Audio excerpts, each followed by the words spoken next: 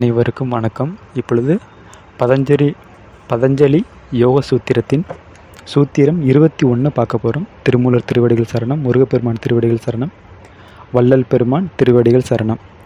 அதாவது சூத்திரம் 21.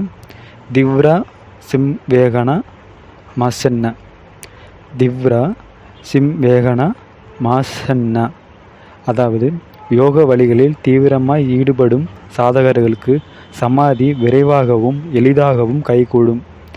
வேக என்றதின் மூலம் காலதாமதம் கூடாது என்பதையும், தீவ்ரா என்றதன் மூலம் வைராகியம் முக்கியம் என்பதையும் முனிவர் குறிப்பிடுகிறார். அடுத்து சூத்திரம் 22.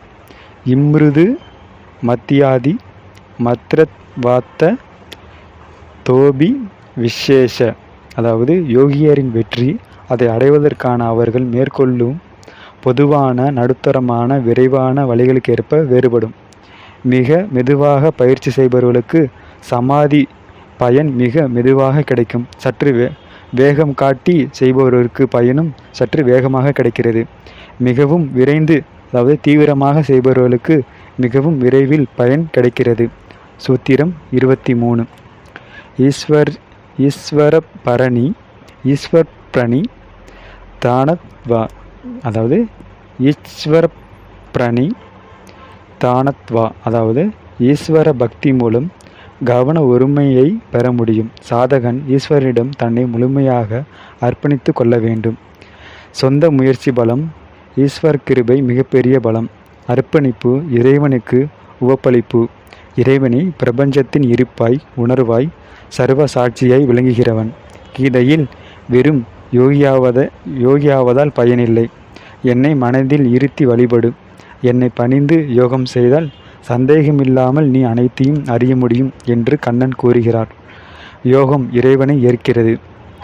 இறைவன் யோகத்தில் இருக்கிறான். அவன் எப்படிப்பட்டவன் என்பது அடுத்த சூத்திரத்தில் வருகிறது. சூத்திரம் 24.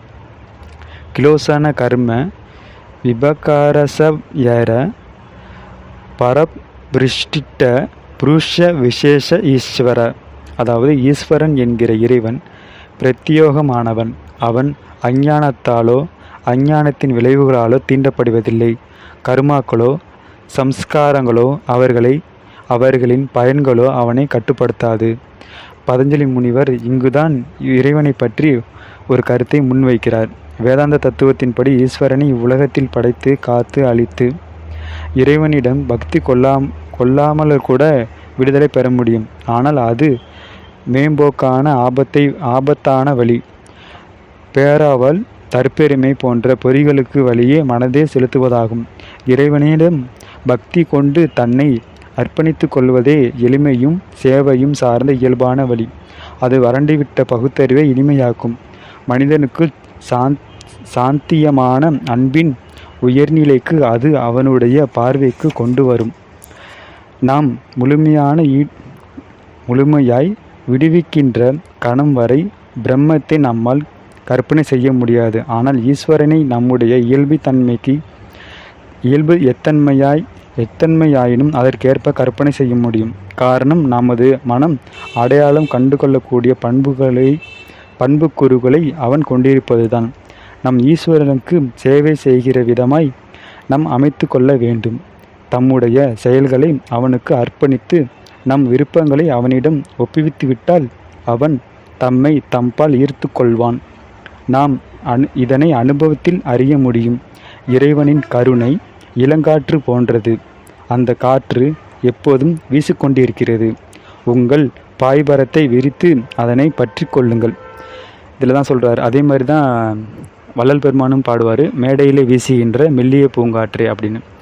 இறைவனும் நமக்காண்டி ஒரு சுவாசம் விட்டுட்டுருக்காரு. அதான் வாசி மூலயமா நம்ம அடையணும். அதான் இறைவனின் கருணை இளங்காற்று போன்றது. அதான் வாசி.